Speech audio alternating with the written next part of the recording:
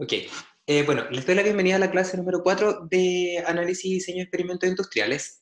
Y lo que ustedes ven en pantalla, entiendo que están viendo una PPT donde dice estadígrafos de forma. Si no es así, me lo indican ya.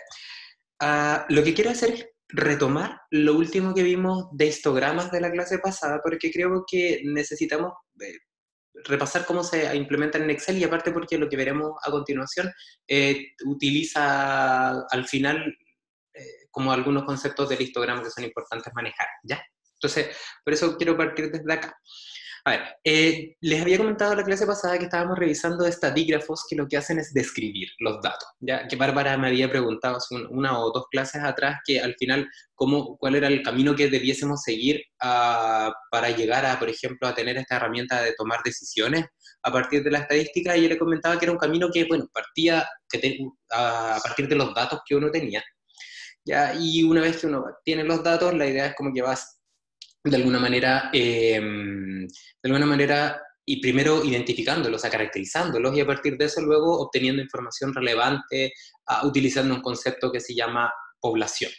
Y eso luego se transforma en inferencia. Pero es súper importante describirlos, ¿ya? Y en la clase pasada, quedamos hasta la última parte con los histogramas. Hay terminó la clase abruptamente, también porque se desconectó mi computador, etc.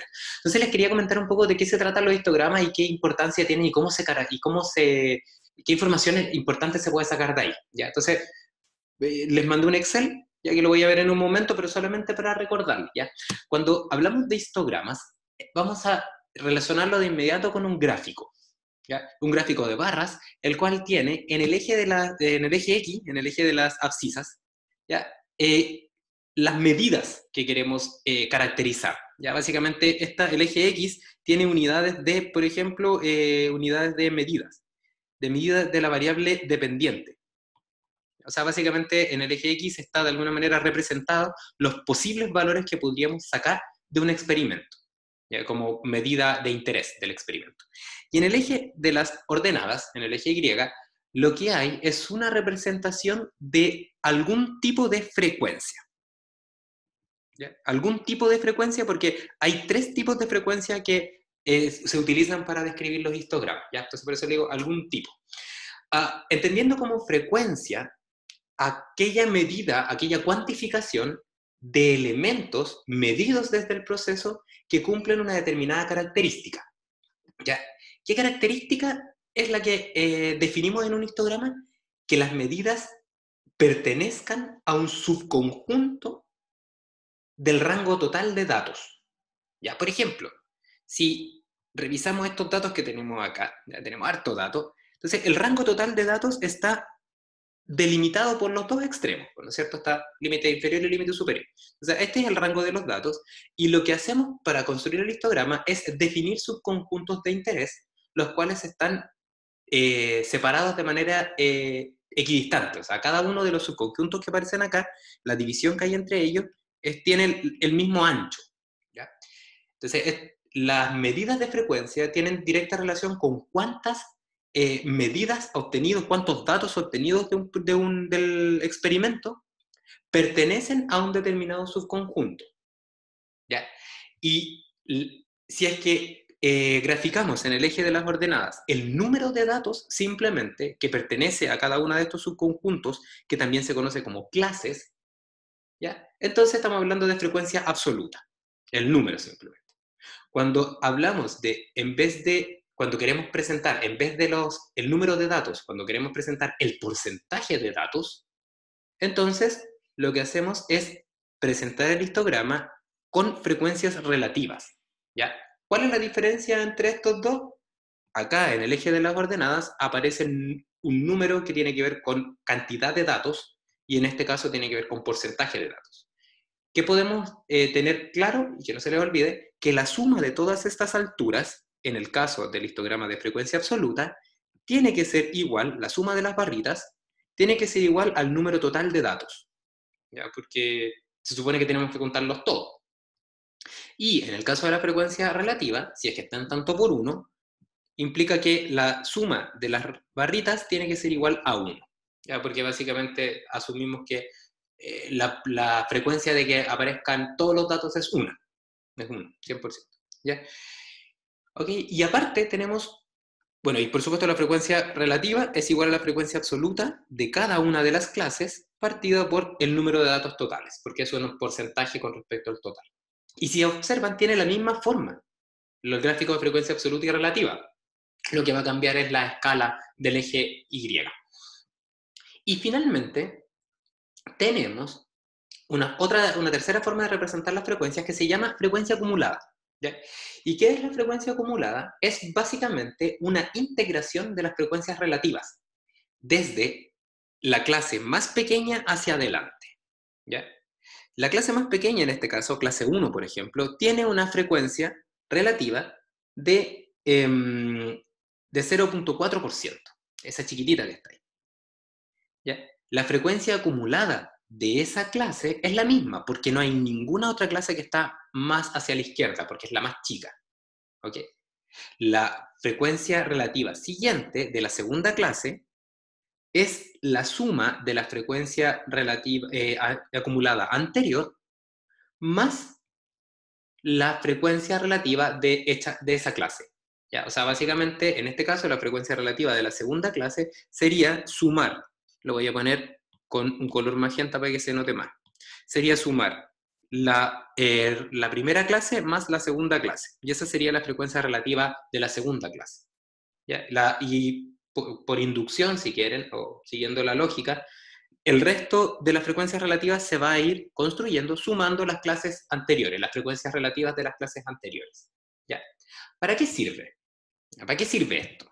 Y básicamente se ve así, el histograma, cuando tenemos un histograma de frecuencia relativa que parece una campana, el histograma de frecuencia acumulada se ve como una especie de S, ¿ya? Que tiene que terminar en 1. ¿Por qué tiene que terminar en 1? Porque si hacemos la sumatoria de las clases, de la frecuencia relativa de las clases hacia la derecha, sabemos que la suma de todas las alturas tiene que dar 1. Por lo tanto, la frecuencia relativa tiene que terminar en 1. ¿Ya? Entonces, ¿para qué sirven los dos histogramas? El caso de la frecuencia relativa, ¿para qué nos sirve? Para identificar o para cuantificar mediante un indicador que va entre 0 y 1, qué tan posible, qué tan frecuente es que ocurra algo. ¿Qué es ese algo? Que una medida del proceso pertenezca a un subconjunto. ¿Ya? Como, tomando eso en cuenta, yo también puedo definir sumas de subconjuntos. También yo podría preguntarme qué tan frecuente es que los datos estén dentro, por ejemplo, que sean mayores a 9, por ejemplo, y que sean menores a 11. Entonces yo sé que lo que tendría que hacer es básicamente sumar esas alturas. Y en vez de estar sumando esas alturas, lo que uno puede hacer es recurrir al histograma de frecuencia acumulada. Porque básicamente si estamos interesados en preguntarnos, por ejemplo, ¿qué tan frecuente es obtener datos menores o iguales a 11? Entonces yo tiro el 11 hacia arriba, leo el valor de la frecuencia relativa y me dice que existe la frecuencia la frecuencia de aparición de datos menores, en este caso a 11, es de 0,97. 97% de los datos entonces son menor o igual a 11. Entonces de eso se trata la utilidad de ambos histogramas. Y es súper importante que nos acordemos de esto, porque la probabilidad se construye a partir de los histogramas, o mejor, la probabilidad se puede interpretar de una manera súper tangible a partir de los histogramas, porque es más fácil pensar en frecuencias que pensar en probabilidades. ¿Ya? Entonces, dicho esto, ¿ya? Y un último comentario, que las clases, recordando, tienen como tres números relevantes. El primero tiene que ver con el límite inferior, y es el límite que los datos, el límite que dice que no voy a contar datos más allá de ese número. El límite superior, lo mismo pero para el lado derecho, y la etiqueta de clase. ¿Qué es la etiqueta de clase? La vamos a entender primero como el promedio entre el límite inferior y el superior, partido por 2, esa es la etiqueta de clase, y se puede entender como el valor más representativo de los datos que pertenecen a este subconjunto. ¿Ya? Eso, así es como una definición que podemos dar de ese número, de la etiqueta de clase. ¿Ya? No significa que todos los datos son iguales a la etiqueta de clase, pero hay muchas veces que tenemos que sacar información solo a partir de los histogramas, porque, no, por ejemplo, no disponemos de más datos. Entonces, en ese caso, lo que uno puede asumir es que todos los datos que están dentro de una clase en particular se parecen mucho a la etiqueta de clase, porque uno asume que tiene datos tanto más chicos que la etiqueta de clase como más grandes que la etiqueta de clase. Entonces, un valor de consenso es el número ese que aparece. ¿Ok? Entonces, dicho esto, les quería mostrar cómo se implementan estas ideas, estos estadígrafos en Excel. Yo sé que en la ayudantía estuvieron revisando esto, pero igual quería darme el tiempo para mostrar un poco de qué se trata el gráfico que les mandé, esa, la planilla de Excel que les mandé. ¿Ya? Entonces, lo que ven en su pantalla es el Excel que les envié, y es un Excel que tiene un conjunto de datos ya obtenidos de manera aleatoria. Ya estos datos son simplemente datos de ejemplo, no representan ningún proceso en particular, pero sí representan datos que tienen una forma que yo esperaría obtener en un experimento aleatorio. ¿Ya? Las medidas de un experimento aleatorio. ¿Cuál es esa forma? Esa forma de campana, esa forma normal que les comentaba la clase pasada. ¿Ya? Entonces, lo que hay acá, n igual 30, n igual 100 y n igual 1000, son simplemente muestras o representan muestras que yo podría ir sacando de experimentos. En el primer caso, son 30 muestras de un experimento aleatorio, manteniendo todas las variables independientes bloqueadas, controladas y aleatorizadas. ¿Ok? Y lo que hay en n igual a 100 es lo mismo, pero en vez de sacar 30 datos, saqué 100 datos. Y n igual 1000, equivalente, pero ahora en vez de sacar 100 datos, es equivalente a medir 1000 veces el resultado del mismo experimento aleatorio. ¿Ya? Eso es para que se hagan la idea. Entonces, lo que hay a continuación son básicamente una propuesta de cómo ustedes debiesen enfrentarse a la caracterización de los datos desde el punto de vista de sus estadígrafos. ¿Ya? Entonces, yo me voy a enfocar fundamentalmente en el conjunto de datos de n igual 30 para mostrarles algunos aspectos relevantes. ¿Ya? No obstante, si ustedes quieren ver los otros datos, que igual lo vamos a ver un poco más adelante, básicamente es lo mismo. ¿Ya? Lo que hay en n igual 100 y en n igual 1000 es el mismo procedimiento que les quiero mostrar. ¿Ya? Entonces, y por supuesto, si tienen dudas, pregúntenmela. ¿Ya? Entonces, lo que les quería mencionar. Cuando trabajamos con datos, una buena práctica siempre es partir graficándolos. ¿Ya? ¿Por qué es importante partir graficándolos? Porque los datos me van a entregar de inmediato, solamente visualmente, información que podría saltar alguna alarma, alguna alerta, ¿ya? Para el análisis de los datos. Por ejemplo, yo podría estar interesado o interesada en preguntarme, ¿son todos los datos provenientes de un mismo experimento? O quizás hay un dato que al parecer viene de un experimento que es distinto al resto porque ese experimento lo ejecuté mal, ya sea porque medí mal, porque titulé mal, etc. Y cuando uno hace eso y el resto de los datos fueron obtenidos con un procedimiento, digámoslo entre comillas, bueno, y hay un dato, un par de datos que fueron obtenidos con un procedimiento distinto y no el adecuado, no el correcto, entonces, esos datos no pertenecen a ese conjunto grande los datos anómalos que se llaman, no debiesen pertenecer al conjunto del resto de los datos. Entonces, si observamos, podemos identificar que de todos los datos que hay uno en particular, que lo voy a poner con naranjo, que tiene pinta de ser un dato que es un dato anómalo, un dato outlier, porque podemos identificar que todo el resto de los datos está por debajo del número del valor 2, excepto uno que está por encima del valor 2 y muy cercano al valor 3. ¿Ya? Hacia abajo podemos identificar que existen datos que están por debajo del menos 2, 1, pero los datos que están más cercanos a este dato que podríamos decir extremo por abajo, hay varios datos que están bastante cercanos ahí. Entonces, al parecer no me genera mucha sospecha ese dato, de que pudiese ser un dato que me pudiese de alguna manera contaminar las conclusiones que voy a tener más adelante. Entonces, primera cosa, siempre grafiquen. Es súper bueno, es una buena idea. ¿Qué vamos a graficar? Podemos graficar varias cosas. Si tenemos, tenemos la información de variable independiente y variable dependiente, pueden hacer ese gráfico perfectamente. En este caso, lo que yo les muestro es un gráfico que dice data, la data obtenida de los experimentos y el experimento en el cual se obtuvo. Nada. ¿Ya? ¿Qué pasaría, por ejemplo, si es que yo estoy asumiendo que esto viene de un experimento aleatorio, por ejemplo? ¿Ya? y que hubiese pasado algo como esto, miren. Algo así. ¿Ya? Ahí que quizá así. Que correlativamente realicé todos esos experimentos, ¿ya? En ese orden, experimento 1, 2, 3, y los resultados me dieron de esa forma. ¿Qué pasaría? Uno podría decir, parece que a medida que si yo hice el experimento, si es que esto representa el orden correlativo en el cual se hicieron los experimentos, existe la introducción de un sesgo, porque resulta que a medida que fue avanzando el tiempo, los datos se mostraron una tendencia, no aleatoria. Entonces eso podría decir que, si es que fuese ese el caso, podríamos decir que se introdujo un sesgo, por ejemplo, relacionado con el cansancio de un operador. Porque a medida que avanzó el tiempo, el operador se estuvo cada vez menos atento o atenta a tomar muestras, por ejemplo. Entonces esas cosas se ven de inmediato cuando uno grafica. ¿Ya? Voy a volver a la versión original. Ahí sí, ahí estamos en la versión original. ¿Ok? Entonces, a continuación, la idea es caracterizar los datos utilizando los estadígrafos, y para eso recordamos que tenemos de posición central, y de posición no central. ¿Ya?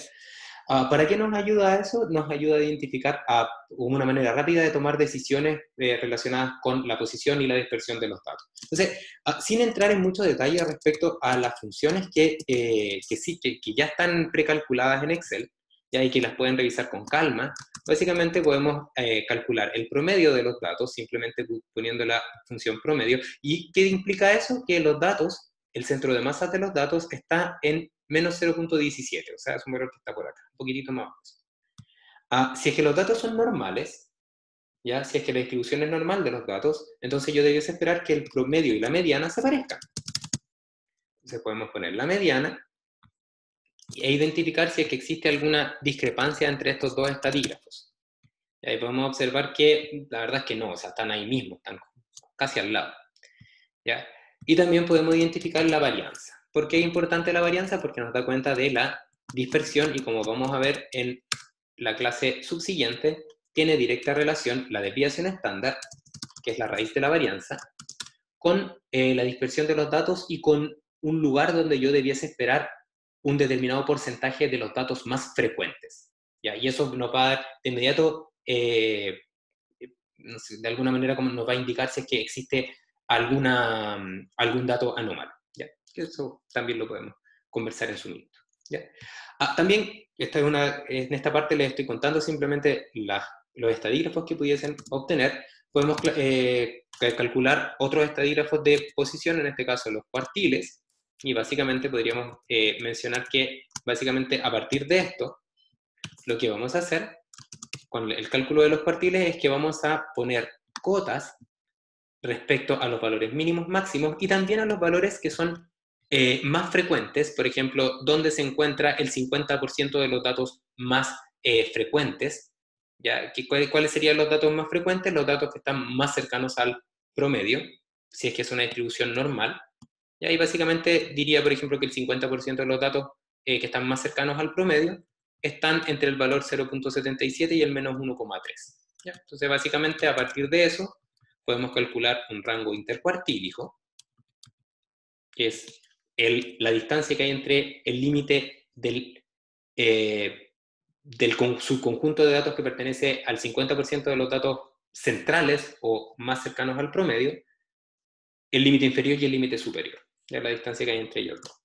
Y como dentro de esta idea de posible detección de datos anómalos, puedo utilizar este criterio que les comentaba, que es como una especie de frontera para determinar posibles datos anómalos, que sería equivalente a restarle al cuartil 1.5 veces el rango intercuartílico, perdón, por el rango intercuartílico. Entonces dice que, de acuerdo a este criterio, porque hay muchos criterios, ya no existe uno solo, de acuerdo a este criterio, dice que aquellos datos que estén por debajo del 4.41 serían datos a considerar como anómalos, o serían datos que son sospechosos de ser datos anómalos, lo cual no aparece.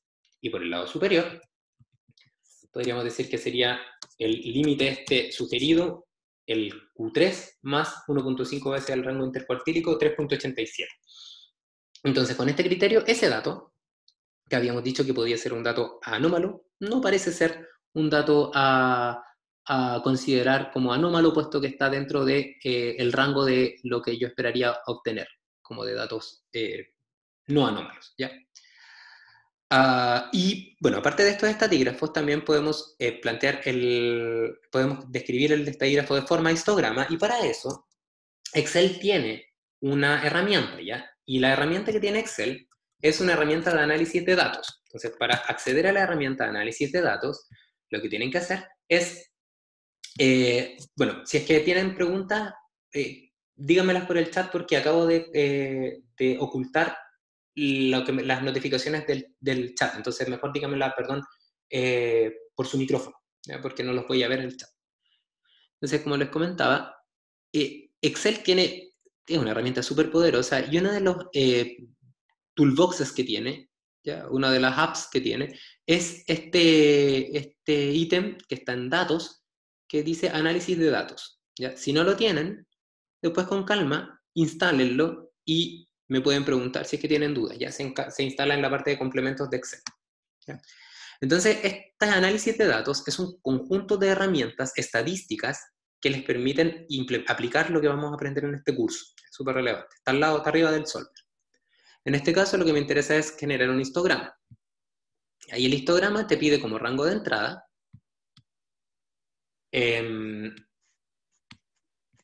los datos que están acá. Entonces vamos a ponerlo acá, vamos a seleccionarlos todos.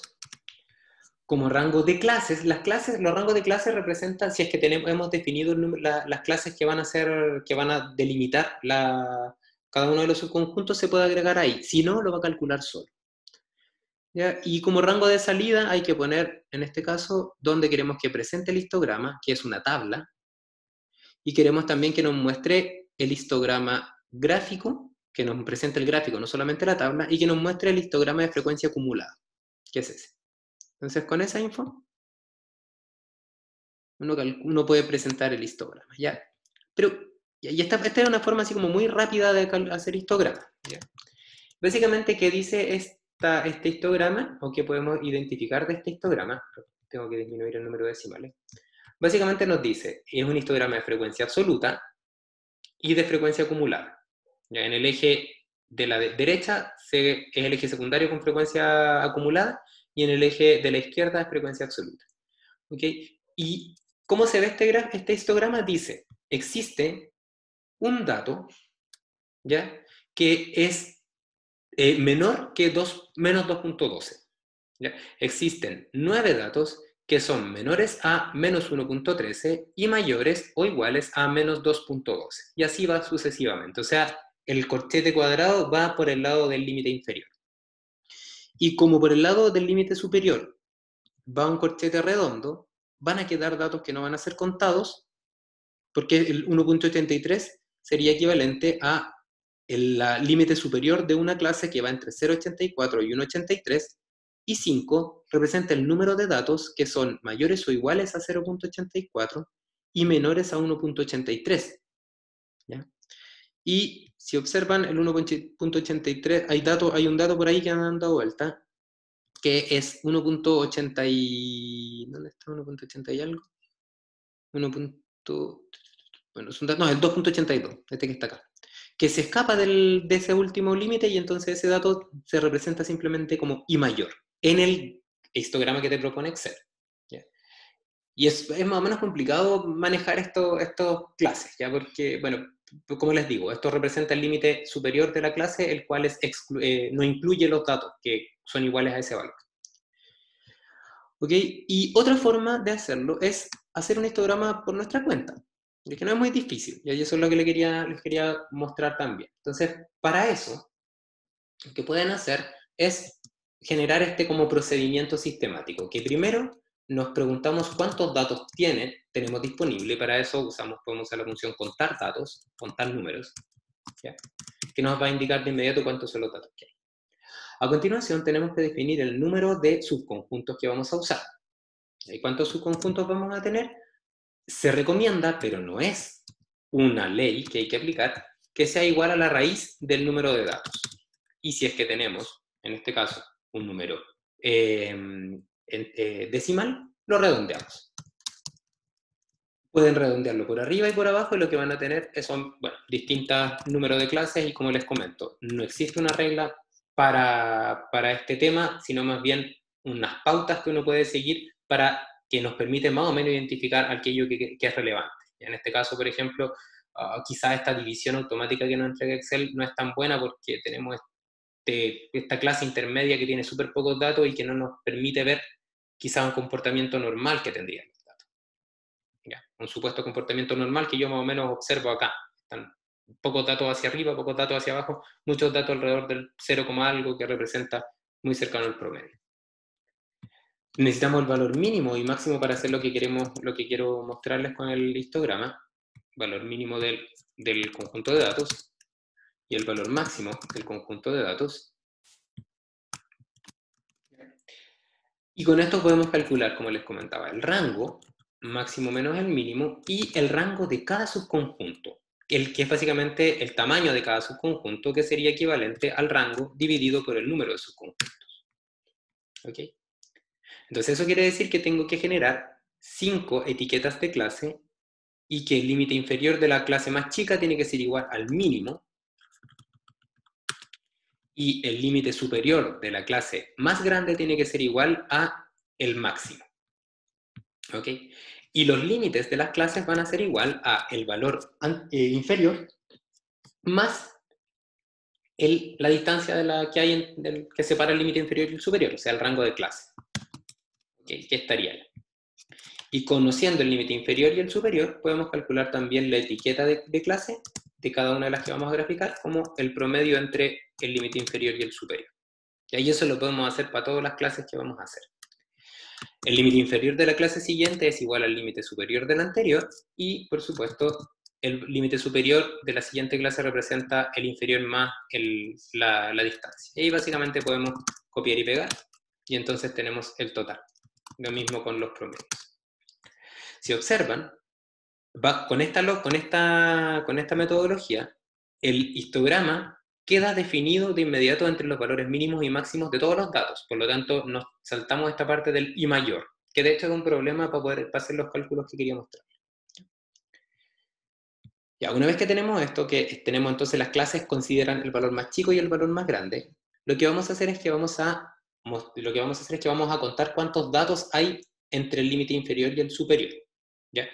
Entonces lo que vamos a hacer es que para la primera clase, para la 1, voy a considerar como corchete cerrado el límite inferior y el límite superior. O sea, voy a contar todos los datos que estén entre el menos 12,2, menos el 2,12 y el menos 1,13, incluyendo los límites. Y para los siguientes histogramas, no lo voy a hacer. Solamente voy a contar los datos que incluyan al límite superior. ¿Ya? ¿Y cómo se hace eso? Básicamente lo que tendría que hacer es usar una función de Excel que es súper útil, que se llama contar si. Contar.si. ¿De qué se trata esta función? Básicamente lo que hace es contar cuántas veces ocurre algo que está definido como un criterio para un conjunto determinado de datos que está dentro del primer argumento que se llama rango. Entonces, yo quiero contar si el rango de datos que está acá, ya que lo voy a fijar, el rango de datos cumple un criterio. ¿Cuál criterio? Voy a decir que quiero contar todos los datos que sean mayores o iguales al límite inferior. ¿Ok? ¿Cómo vamos a hacer eso?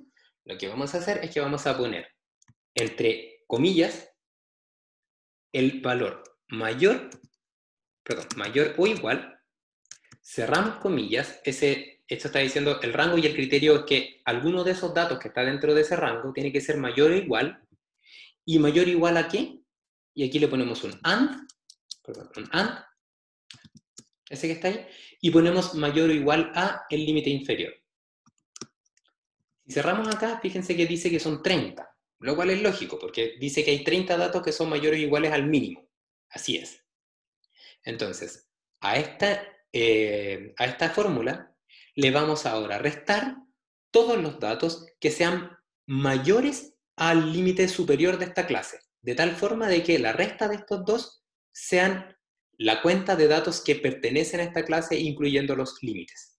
¿Ya? Entonces sería menos contar nuevamente, contar.sí, y en este caso sería el rango, nuevamente el mismo rango, porque estamos trabajando con el mismo conjunto de datos fijado, para luego hacer correr hacia abajo la fórmula. Y el siguiente criterio sería, en este caso, mayor que, ya no mayor o igual, porque quiero restarle los datos que no están dentro de esta clase. ¿Ya? Mayor que, le pongo el AND, y le agrego entonces el límite superior. Entonces lo que está diciendo ahora es que existen 10 datos que están entre esos dos límites. Y ya. Entonces ahora podemos copiar y pegar. Y lo que sí tenemos que hacer es que para las siguientes clases ya no necesitamos el mayor o igual del límite inferior, porque básicamente, porque si lo dejamos mayor o igual al límite inferior, podríamos estar contando datos duplicados, ya porque estamos asumiendo que el límite superior es el que va a hacer corchete cerrado. Entonces serían 3 datos que pertenecen a esa siguiente clase, y así ahora podemos tirar hacia abajo. Y ahí está la frecuencia absoluta de todos los datos. ¿Cómo podemos estar seguros de que lo hicimos bien? Porque la suma de las frecuencias absolutas es igual al número de datos. ¿Ya? También podemos calcular la frecuencia relativa como la frecuencia absoluta menos el número de datos. ¿Sí? ¿Ya? Aquí está ahí. Y podemos ahora tirarlo hacia abajo, y también sabemos que está bien porque la suma va a dar 1. Y luego tenemos la frecuencia acumulada, que sería, recuerden lo que yo les comentaba, la primera frecuencia acumulada es igual a la frecuencia relativa, porque no hay más clases hacia la izquierda. Pero a partir de ella, sería la frecuencia acumulada anterior más la frecuencia relativa actual. ¿Ya? ¿Y qué característica tiene? Es que cuando llegamos al final, a la última clase, tenemos que tener una frecuencia relativa de 1. ¿Por qué? Porque no hay datos más grandes que 2.82. ¿Ya? Entonces, tenemos las frecuencias que requerimos para plantear nuestro histograma, y a partir de eso entonces podemos usar un gráfico, en este caso por ejemplo de frecuencia relativa y acumulada versus la etiqueta de clase, ¿ya? Y para eso entonces podemos usar insertar. Vamos a insertar en este caso un gráfico, de estos que se llaman combinados. Y ahí, bueno, aquí hay que hacer alguna, probablemente ahí, ok, ya estamos más o menos bien, ahí quedó de inmediato bien. Entonces, ¿qué es lo que hay acá? Básicamente es, las barras representan el histograma de frecuencia relativa, la línea representa el histograma de frecuencia acumulada, y si queremos dejarlo así como bien pro, básicamente podemos decirle que la línea frecuencia acumulada se grafica en el eje secundario, entonces ahí queda, se ve mucho mejor. Y también podemos seleccionar los datos, ¿ya? Agregar formato de la serie de datos, perdón, seleccionar datos, perdón, y en las series de datos que aparecen, voy a poner acá, cuando dice etiquetas del eje horizontal categoría, entonces seleccionar la etiqueta de clases.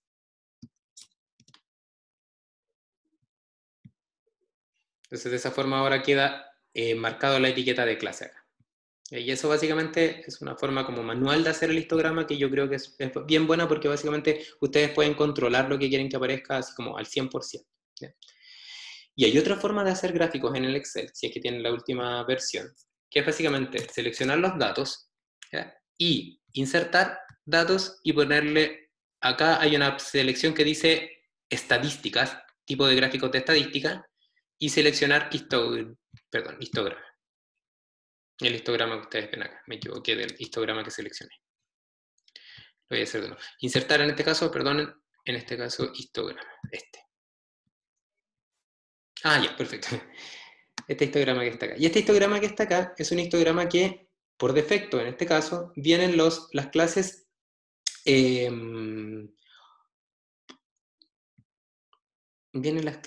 porque vienen con 4 clases, básicamente, venía por defecto. Si quieren modificar esto, básicamente lo que tienen que hacer es seleccionar la serie de datos, irse ahí, y básicamente aquí pueden entonces seleccionar si quieren que lo haga automáticamente, o ustedes quieren decirle cuántos rangos quieren hacer. Por ejemplo, si yo le digo que haya 5 rangos,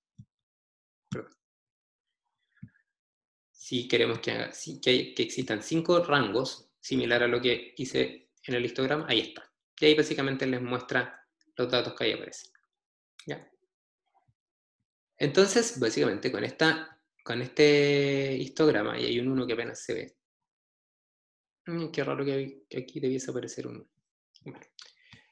Entonces, con este histograma que les muestro, ¿ya? La idea es que sean capaces de ustedes de conocer que existen herramientas que les permiten, de alguna manera, manejar la estadística descriptiva, y que esta estadística descriptiva ya nos da una idea, como un primer approach de los datos que aparecen. ¿Ya? Y también, perdón, en los gráficos estadísticos existe otro que se puede utilizar, ya que es el diagrama de caja y bigotes, que ustedes lo pueden graficar. Entonces se van a estadística y caja y bigotes, y seleccionando los datos aparece entonces este diagrama que, como les comentaba, describe los cuartiles. ¿Ya?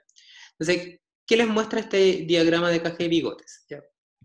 Una mediana inclusiva le voy a poner porque básicamente considera también los Q0 y el Q4. Entonces, ¿qué característica tiene este diagrama de caja y bigote? Representa los cuartiles, muestra los cuartiles. ¿Ya? Muestra los cuartiles y muestra también datos posiblemente anómalos. Entonces aquí, si yo le doy etiqueta, les voy a mostrar para que vean de qué se trata esto. Entonces, agregar etiqueta de datos. Entonces, lo que están mostrando acá, si ustedes lo comparan con los cuartiles que calculamos ahí arriba, tenemos que el Q4 es el dato que está acá, 2.82.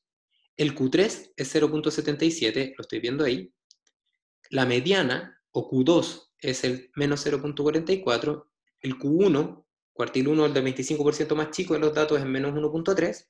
Y el Q0, que sería equivalente al mínimo, es menos 2.12. ¿Ya? En este caso no existen datos anómalos y no se ven reflejados los datos anómalos acá. ¿Por qué? Porque ningún dato está por sobre menos 4, por debajo de menos 4.41 y por sobre 3.87, que son los límites de la 1.5 veces el rango intercuartílico. Entonces yo voy a hacer una simulación y voy a tomar, por ejemplo, el dato 2.82 y yo, de manera arbitraria, ¿ya? Voy a decir que ahora va a tener un valor mayor al límite superior del rango intercuartílico, de la frontera en la cual yo puedo pensar que hay datos anómalos. Le voy a poner, por ejemplo, que en vez de ser 2.82, ese dato era 4.82, un dato mal medido. Entonces, si lo hago, fíjense lo que pasa. Aparece un dato que se identifica como anómalo porque está por sobre el límite superior de esta frontera sugerida para identificar datos anómalos, y al hacer eso, lo cataloga como anómalo, y entonces el Q, en este caso el Q4, que sería el más grande, ya no es el dato máximo, porque está catalogado como posible candidato a ser dato anómalo. Entonces, te propone que en vez de que hagas tu análisis de cuartiles con todos los datos, lo hagas con todos los datos excepto el dato que fue calculado como anómalo. Entonces, si observan, el siguiente dato en orden de mayor a menor después del 4.82 corresponde al 1.65. Y este dato 1.65 está por ahí, anda dando vuelta, que es el dato siguiente en orden. Hay un 2.37. Y ese dato no está identificado como anómalo. No hay por qué, eso. Nada que ver, porque estoy... Es 1. Aquí está, 4.82. Y el otro dato, mire, lo voy a ordenar de menor a mayor, mejor para que sea más fácil. A la Z. El siguiente dato es 1.65, ahí está. Entonces, básicamente, lo que hace el diagrama es que automáticamente toma el dato 4.82, lo saca del conjunto de datos del conjunto de datos obtenidos del experimento, y hace todo el análisis con los 29 datos restantes, porque asume que esos datos es un dato anómalo. ¿Ya? Entonces, para que lo tengan presente, si es que quieren utilizar esta función, esas características. ¿Ya? Ahora, ¿cómo podemos interpretar estos datos? Vamos a ponerle un Command Z de nuevo para que no aparezca este dato anómalo de nuevo. El 2.82, que era el 4.82. Es este dato que está acá. Entonces, ¿qué más podemos sacar de estos estadígrafos? Ya que estamos en esta. ¿Qué más podemos sacar de acá? Bueno, primero podemos decir que si queremos usar el diagrama de caja de bigote, básicamente nos indica dónde están los límites de los 25% de los datos más chicos, más grandes, y el 50%, por ejemplo, de los datos más, los datos centrales, que luego vamos a relacionarlo con los datos más frecuentes. ¿Ya? Pero también, por ejemplo, el histograma nos permite, a su vez, calcular o identificar ciertos elementos que son relevantes. ¿Ya? Entonces voy a borrar estos dos histogramas que no me interesan, voy a quedarme solamente con el histograma que voy a trabajar. Entonces, este histograma que está acá nos permitiría, de hecho, hacer ciertos cálculos que son útiles cuando nosotros no tenemos acceso a todos los datos. ¿Ya? Que hay veces que pasa eso. Vamos a poner un marcador. Por ejemplo, mediante el histograma podemos estimar dónde está la mediana. ¿Cómo podemos estimar dónde está la mediana? Súper fácil. ¿Por qué? Porque la mediana es aquel dato que separa el 50% de los datos más chicos del 50% de los datos más grandes. ¿Ok? Entonces, si ustedes observan, agregar etiqueta, vamos a poner acá agregar etiqueta de datos, podemos identificar que si es que nos fijamos en este marcador de la tercera clase, perdón, podemos decir que los datos, hay un 80% de ellos que son menores o iguales al 0.8. Ya, perdón, hay un 80% de datos que es menor o igual, perdón, a 0.35, que es la etiqueta de clase. ¿Ya? Y por otro lado, tenemos que existe un 43% de los datos que es menor o igual a 0.64, que es la etiqueta de clase. Si yo quiero calcular la mediana, yo tendría que identificar cuál es el valor de la medida que separa el 50% de los datos más chicos y más grandes. O sea, el valor que está entre medio de estos dos y que lo puedo leer con una línea, por ejemplo, que va desde el 0.5 y que intersecta en esta curva. Y entonces lo tiro hacia abajo y ese sería el equivalente a la mediana, o una estimación de la mediana.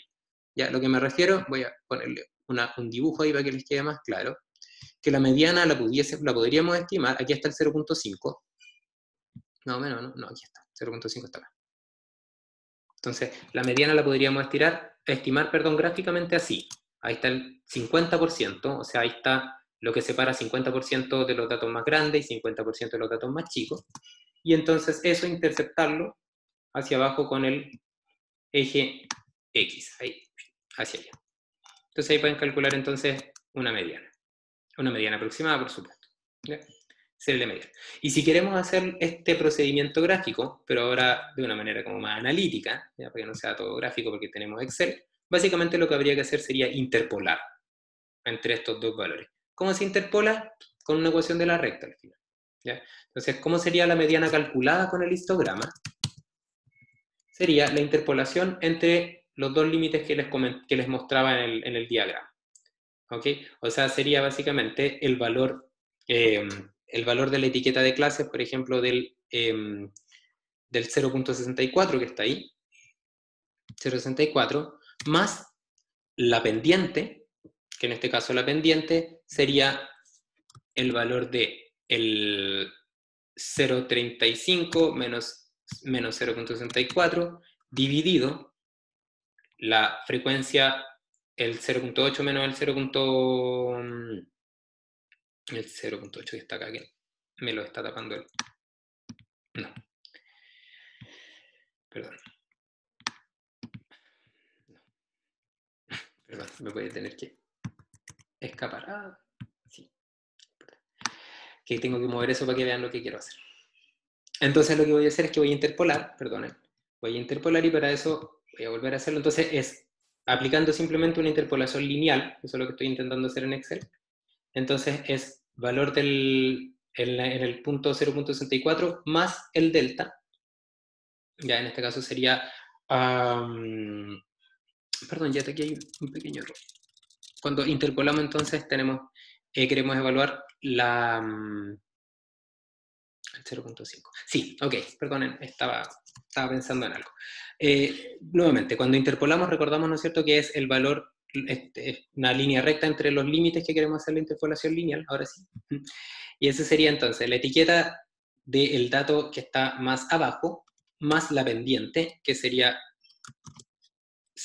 la etiqueta del dato de más arriba, menos la etiqueta del dato más abajo, partido por la frecuencia acumulada del dato de más arriba, menos el dato de más abajo. O sea, ese menos este que está acá. Y ahí tendríamos la pendiente, y ahora todo eso estaría multiplicado por la distancia que hay entre el 0.43, el 0.5, perdón, que sería la mediana, 0,5, más el valor 0.43. Y entonces nos diría que... tengo un pequeño error.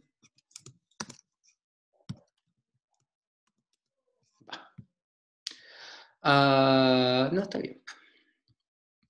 Entonces, básicamente lo que nos está indicando esto, 1.88 es que aquí tiene un error, perdón, es 0.5 menos, porque es un delta, porque es una interpolación lineal. Ya, vale. O sea, básicamente lo que nos está indicando, ahí sí está bien, nos está indicando esta interpolación, perdón, que utilizando una interpolación lineal entre dos valores del histograma, ya en este caso el que está entre menos 0.64 y 0.35, lo que nos está indicando es que la mediana está en menos 0.46. ¿Ya? Entonces, básicamente, es un valor que está justamente acá, menos 0.46 sería esto, y es una estimación de la mediana. No es muy buena, pero es la que hay. ¿Ya? Si ustedes ven, por ejemplo, lo mismo, pero ahora calculado con 1000 datos, como los datos ahora están más juntitos, yo acá les presento el mismo ejemplo, y la mediana calculada por el histograma es súper parecida a la mediana real. ¿Ya? ¿Para qué más sirve el histograma? Pueden calcular también promedios. ¿Ya? ¿Cómo se calculan los promedios mediante el histograma? Básicamente ponderando la etiqueta de clase por la frecuencia relativa de ocurrencia que tiene cada una de estas barras. ¿Ya? Porque básicamente si asumimos que la etiqueta de clase es el número más representativo de cada gráfica, de cada una de estas barras, entonces yo podría decir que es el 1.63 es 33% de los datos. El menos 0.64 representa el 10% de los datos. El 0.35 representa el 37% de los datos. Y básicamente el promedio sería una ponderación entre el dato más representativo de cada clase por su frecuencia. O sea, básicamente sería una suma productos, la suma de los productos que hay entre la etiqueta de clases y la frecuencia relativa. Y sería súper parecido en este caso. El promedio también mucho mejor identificado. ¿Ya? Y bueno, y con esto básicamente, y la desviación estándar o la varianza también se puede calcular, básicamente lo que habría que hacer sería estimar las distancias que existen entre el promedio, ¿ya? Y la etiqueta de cada una de las clases, elevarla al cuadrado y ponderarla y sumar la ponderada por la frecuencia de ocurrencia, ya que básicamente lo que ustedes pueden revisar después con calma en estos cálculos que están acá, donde acá la varianza fue calculada como la suma ponderada de la distancia que hay entre la etiqueta de clase y el promedio de los datos, sumada al cuadrado, ponderada por la frecuencia relativa de cada una de las clases. Entonces, se los dejo de revisión, y de todas maneras también les tengo que dejar material extra del libro, de uno de los libros guía donde aparece justamente esta información, ¿ya? Y bueno, con esto espero que les haya quedado un poco más claro cómo se pueden calcular estadígrafos en Excel, y también un poco cómo estos estadígrafos sirven para tomar ciertas decisiones o para tener cierta información inicial. ¿Ya? Nuevamente les digo, si quieren conocer un poco más o luego volver a hacer los ejemplos, pueden revisar el resto de los gráficos que ahí aparecen, y tómenlo como una guía que les puede servir para analizar los datos de manera ordenada, que es básicamente graficar, te respondo de método, graficar, calcular estadígrafos, formas, etcétera. Cuéntame, perdona. Sí, es que de antes, como los 30 datos, usted como que llegó y eh, tomó todas las celdas de una vez. Es que con 30 Sí, datos no es tanto. ¿Cómo se puede hacer eso? Como tú dices en Excel, así como hacer esto, por ejemplo, ¿Sí? así. Espera, así. Eso, sí. Así. En mi caso es yo tengo un Mac, ya, pero básicamente es con el Shift y el Command al mismo tiempo, hacia abajo. O sea, básicamente te Ah, paras en la primera celda, Shift, Command y flechita hacia abajo, y ahí te quedan todos los datos seleccionados. ya, acá, muchas gracias, Ya, profesor. ya. Ok. Ya, pero se los dejo igual, después lo pueden revisar y hay varios ejemplos, los ayudantes también les dieron información. Ya. Con esto terminamos la revisión de este Excel que fue bastante, yo creo, bastante detallada y la idea justamente, como les digo, es que se sientan cómodas y cómodos al momento de utilizar esta herramienta estadística, ¿ya? Entonces, tómenlo como una guía para enfrentarse a cualquier conjunto de datos, ¿ya? Entonces, una vez que tenemos esto más o menos interiorizado y por supuesto les va a quedar harto pendiente, podemos hablar un momento acerca de un concepto para concluir la clase de hoy, o sea, para ir encauzando ya definitivamente la clase de hoy. ¿Ya? Que fundamentalmente trata de algo que quería mencionarles que es relevante para después las definiciones de probabilidad. ¿Ya? Ya, entonces, perdón, creo que aquí tengo una, aquí estoy. Va. Un momento, por favor, que tengo que importar los otros datos. A ver, la probabilidad es un concepto que requiere de la definición de... sí, está bien, está bien. Depende de la definición de una... A ver, ¿cómo les comento? ¿Cómo les puedo mencionar? La probabilidad depende, que es súper relevante de lo que vamos a ver a continuación, depende de la definición de un concepto que se llama población. ¿Ya? Entonces, ¿qué es una población? Una población es una especie como de... perdonen mi silencio, pero es que esta no es la PPT que yo les tengo que mostrar. Entonces, la estoy intentando cargar. Espérenme un segundo, por favor. Tengo que importarla, pero mi internet no está funcionando muy bien ahora mismo y por eso entonces me estoy demorando un poco más. Estoy haciéndolo dos cosas al mismo tiempo. Ya, pero aquí ahora sí, dale. Entonces, a ver.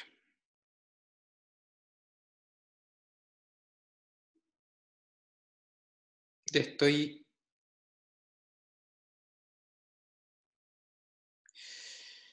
Entonces estamos bien. Esta es la clase que yo les tenía que mostrar. Vale. Perdonen mi lapsus, la verdad es que no es algo habitual y es fundamentalmente como les comento porque tengo perdido una PPT, pero no importa, podemos avanzar con esta. A ver, la probabilidad es aquello que nos va a permitir tomar decisiones. ¿Ya? Y cuando hablamos de aquello que nos va a permitir tomar decisiones, es básicamente decisiones que tienen un nombre. Y ese nombre es que sean repetibles, que cada vez que tomamos una decisión, las cosas tengan un sentido, ya que no sea simplemente una decisión que vamos a tomar de manera, de alguna manera como poco como a la rápida, ¿ya? Un momento, ustedes están viendo, claro, yo no les estoy compartiendo mi pantalla, entonces voy a, de inmediato se los voy a compartir. ¿Ya? Entonces sí, está bien. ¿Ya? Y, vale, perfecto. Entonces está súper bien. Entonces ahora sí les voy a compartir la pantalla. Ahora sí. Ya, como les decía, disculpen, la verdad es que hay unas PPT que están medio confundidas que las tengo que revisar. Ah, lo que quiero mostrarles en esta introducción a la probabilidad, ya que luego vamos a seguir avanzando, es básicamente qué significa. ¿Ya? La probabilidad es algo que me permite, como les decía, tomar decisiones y para eso es necesario definir algunos conceptos que son importantes y que tienen que ver con como la aplicación o la aplicabilidad, perdón, de las decisiones que vamos a tomar. ¿A qué me refiero? Imagínense ustedes que estamos en un sistema experimental, habíamos dicho que este sistema experimental lo íbamos a ver como una cajita que tiene nuestras variables de decisión, las cuales pueden ser bloqueadas, controladas o aleatorizadas, ¿ya? Y que como resultado obtenemos una variable dependiente, la cual es una función de mis decisiones. ¿Ya? Y aquí está mi experimento. ¿Ya? Si yo quiero tomar una decisión que luego me va a permitir recomendar algo, por ejemplo, recomendar una determinada condición de trabajo, mi decisión tiene que ser repetible, ¿ya? ¿Y qué significa que sea repetible? Que sea como, que permita generalizar y que lo que yo voy a recomendar sea esperable que ocurra, incluso en situaciones que no han sido consideradas con los datos experimentales, ¿ya? Dicho de otra forma, cuando yo experimento, lo que tengo es un conjunto finito de datos, ¿ya? Es un conjunto finito de datos, 10 datos, por ejemplo. 10 experimentos, 10 datos, o 30 datos, como les mostraba en el gráfico. Pero esos 30 datos me tienen que permitir tomar decisiones que sean válidas si es que hubiese tomado infinitos datos, ¿ya? Porque básicamente la única forma de pensar que mis conclusiones sean repetibles y sean válidas en otras condiciones distintas a las que utilicé para presentar mi conclusión y mi decisión relacionada con un conjunto finito de datos, es que considere todas las posibles opciones de un determinado experimento, todas las posibles resultados de un determinado experimento, lo que implica que tengo que pasar entonces de información finita a una decisión que tiene que ser válida para un conjunto infinito de datos. ¿Ya? Y si es que no utilizáramos la estadística, que de hecho esta es la gracia finalmente de la estadística, hacer este procedimiento que se llama inferencia, si es que no hiciéramos este procedimiento y quisiéramos que nuestras conclusiones fueran válidas, tendríamos que gastar muchas lucas, mucho tiempo, muchos recursos. ¿Por qué? Porque básicamente la única forma de asegurarnos de que lo que estamos haciendo sea repetible y sea verosímil es que haga muchos, muchos, muchos ensayos, ¿ya? Lo cual es no factible en un contexto industrial y experimental en general, ¿ya? Entonces, para eso es necesario comprender un par de cosas y que nos van a llevar finalmente a comprender el concepto de probabilidad, ¿ya? Entonces, para llegar a entender el concepto de probabilidad, que es como la puerta que requerimos abrir para pasar a esta parte de la inferencia, tenemos que revisar algunos tópicos que tienen que ver con definiciones que nos van a permitir luego llegar a esta traducción de lo finito a lo infinito. Y básicamente son estas que están acá, ¿ya? Básicamente son el espacio muestral, un evento, una muestra, una población, la probabilidad luego, y finalmente, una vez que somos capaces de definir la probabilidad, utilizar herramientas matemáticas que la caracterizan. ¿Cuáles son ellas? Las herramientas de distribución de probabilidad, que son funciones que generalmente me entregan las probabilidades que yo ando buscando. El teorema del límite central, que es un teorema matemático que nos permite tomar decisiones que son muy interesantes. Y finalmente vamos a llegar a esta idea de la distribución normal, ya que es la que vamos a usar en este curso. Entonces, básicamente es como el camino que debiésemos recorrer de aquí en adelante, en la parte de probabilidad. Entonces, partiendo de la base de que tenemos que definir algunas cosas, tenemos que considerar un concepto muy relevante que se llama espacio muestral. ¿Ya? ¿Qué es un espacio muestral? Primero, es un conjunto que se denota generalmente con la letra S, ¿ya? De espacio muestral, que representa el intervalo, por ejemplo, o si es que estamos hablando de variables continuas, el intervalo, que si tenemos variables discretas, el conjunto que representa el lugar donde estarían todas las posibles salidas de un experimento, todas las posibles medidas de un experimento, todas las posibles valores de la variable respuesta de un experimento, ¿ya? Si, por ejemplo, nosotros y nosotras estamos pensando que nuestro experimento, queremos implementar un experimento que consiste en medir, por ejemplo, la temperatura de el agua que sale de la llave mediante un termómetro, ¿ya? Y eso básicamente registrarlo en función del tiempo, ¿ya? Como variable independiente la hora del día y la variable dependiente la temperatura del agua. Nuestra variable dependiente es la temperatura, y si es que la temperatura medida es la del agua, y sabemos que la temperatura del agua líquida a la presión atmosférica que podemos medir podría estar entre 0 grados Celsius, un poco más de 0, 0,1 grados Celsius, y casi 100 grados Celsius, los posibles valores que pudiese llegar a medir, entonces el espacio muestral de este experimento sería un intervalo que estaría compuesto se estaría definido, perdón, vamos a ponerlo acá, en el caso de una variable continua, que sería esta, el espacio muestral serían todos los posibles valores de la temperatura, ¿ya? Que se encuentran entre 0 grados Celsius y 100 grados Celsius.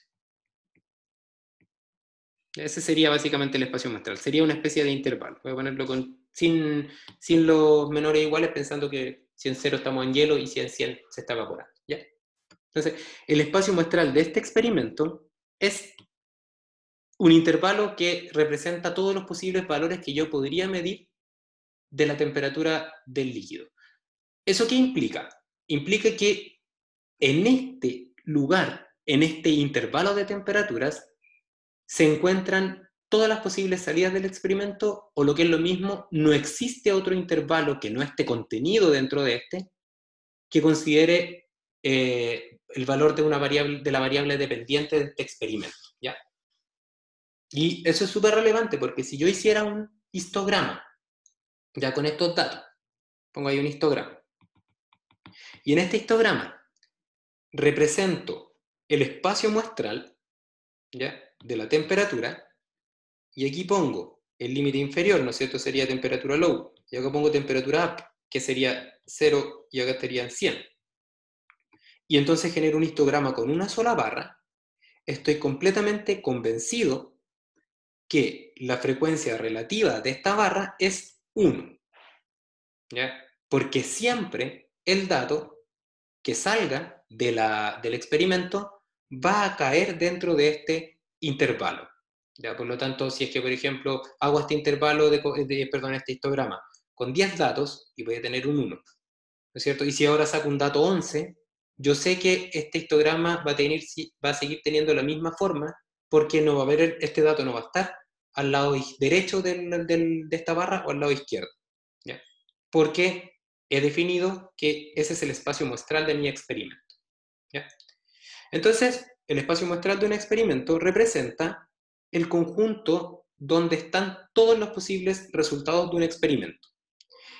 Ese conjunto puede ser un intervalo si es que los datos son continuos, en este caso, por ejemplo, la temperatura vamos a considerar como una variable continua, o si es que en nuestro experimento, por ejemplo, en vez de estar midiendo la temperatura, ponemos la mano y medimos si es que está caliente, tibia o fría. Entonces, en ese caso, el resultado de mi experimento ya no sería la temperatura, sino que sería mi valoración, que tiene 3 posibles salidas: caliente, tibia o fría, y mi espacio muestral en ese caso sería el conjunto compuesto por las 3 propiedades, que son excluyentes entre ellas: caliente, tibia y fría. ¿Y por qué yo sé que es el intervalo muestral? El espacio muestral, porque no existe una salida del experimento que esté fuera de estas posibilidades. Lo que es lo mismo decir que cuando yo meto la mano y tomo la temperatura del agua, siempre, y estoy seguro de ello, el resultado de mi experimento va a estar contenido en una de estas 3 alternativas, ¿ya? Entonces, el espacio muestral se define de esa forma.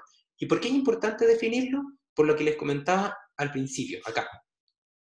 Porque cuando nosotros queremos hacer un análisis con datos finitos y queremos llevarlo a datos infinitos, eso es equivalente a preguntarnos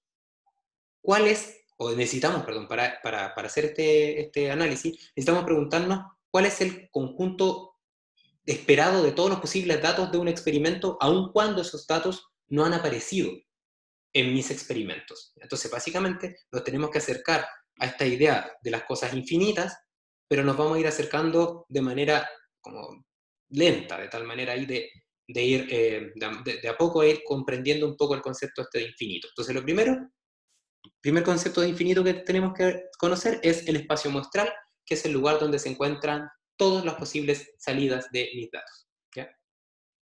Y como les digo, pueden ser intervalos, pueden ser conjuntos discretos, dependiendo de las características de la variable dependiente. ¿Ok? Entonces, ahora, si es que nosotros pensamos y nosotras pensamos que en el intervalo, el espacio muestral del experimento de la temperatura, con un termómetro.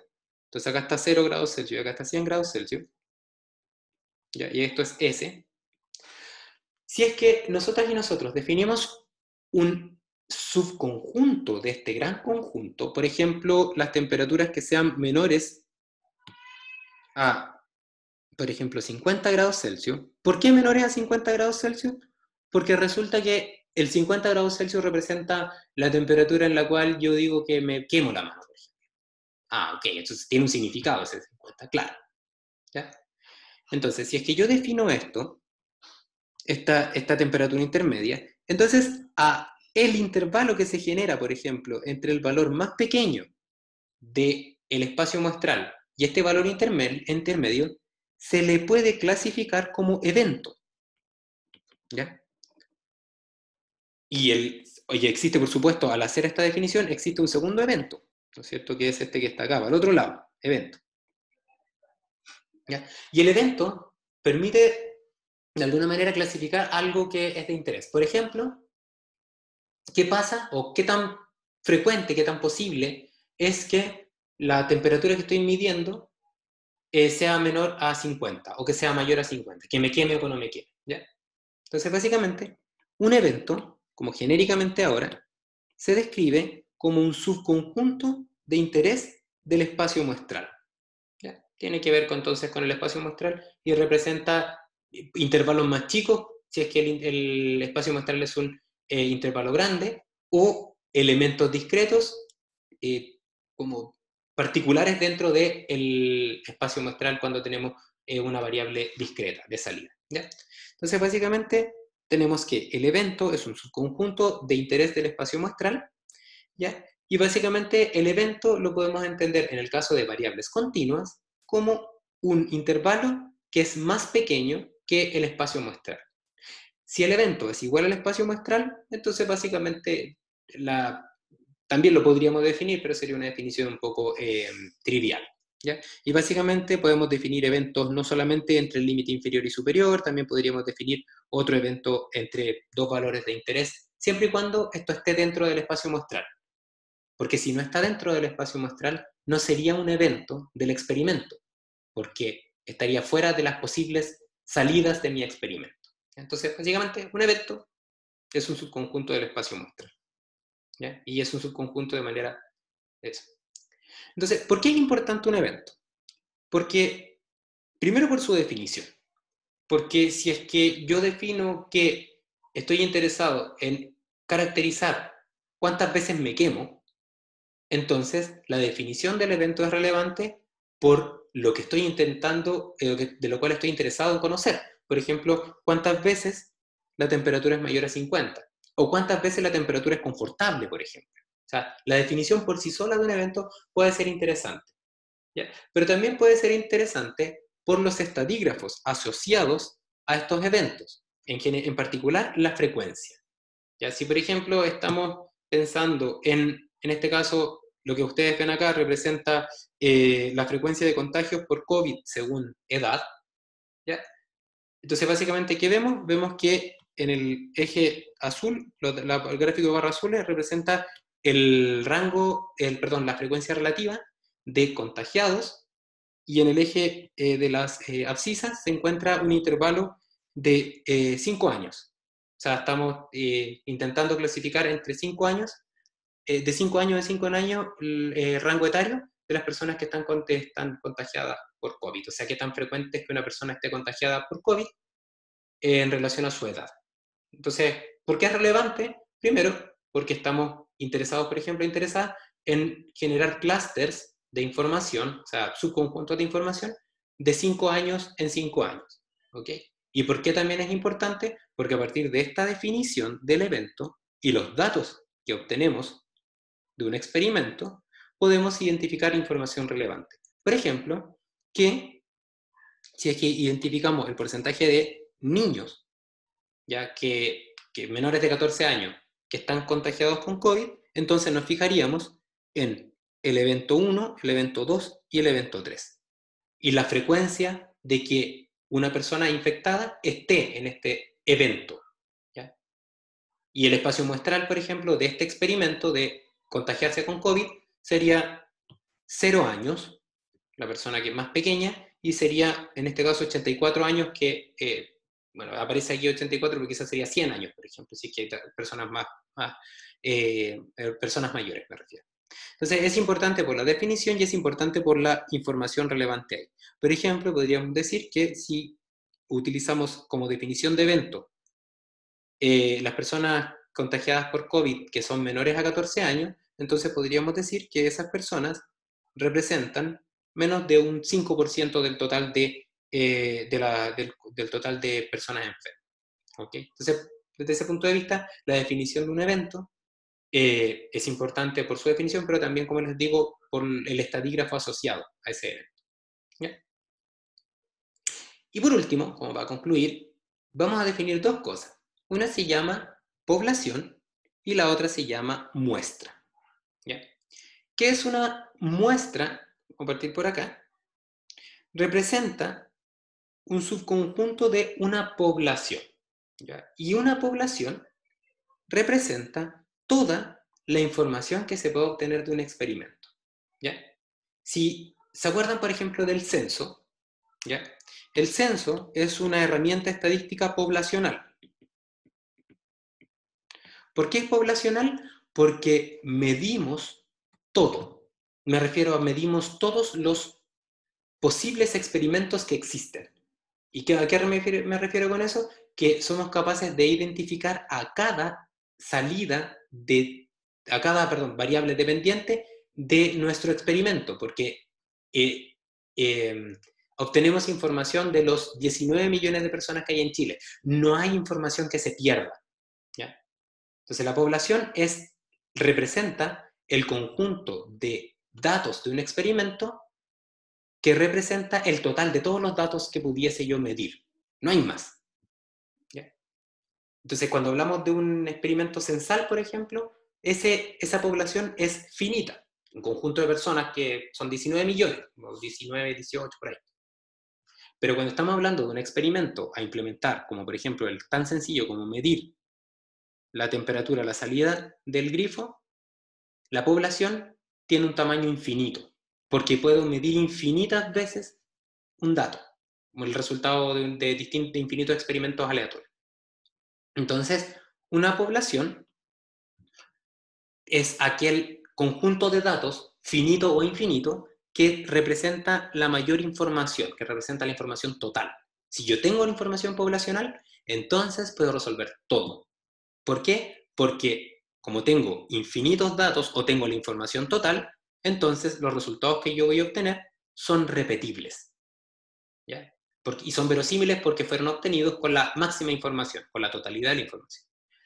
Pero lamentablemente, para hacer eso requiero muchas lucas, incluso lucas infinitas. Y eso no se puede y por lo tanto lo que uno hace es tomar una muestra de esa población, que es un subconjunto y que básicamente solamente tiene información parcial y representa un conjunto finito y acotado de datos del total.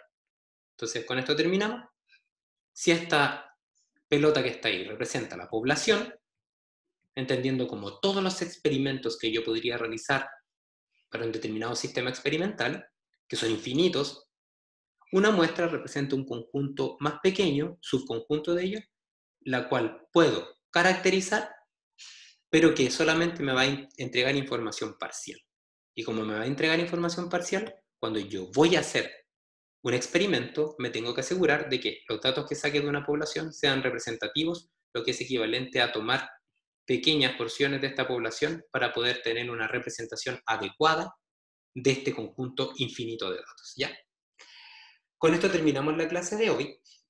Ya, bueno, como les comentaba, les pido disculpas por este impasse en los PPTs que estaban acá.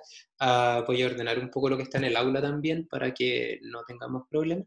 Les voy a dar un material extra para que puedan revisar estadígrafos y estadística descriptiva del libro este de El Montgomery. Y les pregunto si tienen dudas.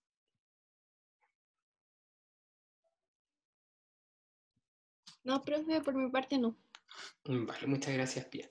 Bueno, si tienen dudas más adelante, y otra cosa, si tienen dudas y me quieren preguntar, pueden hacerlo por el correo o también pueden hacerlo por el Remind del curso, ¿ya? Que lo pueden revisar ahí en la página del curso, ¿ya?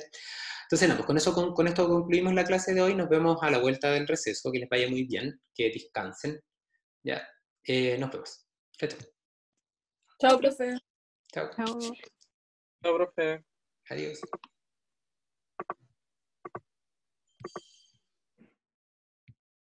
Chao, chao.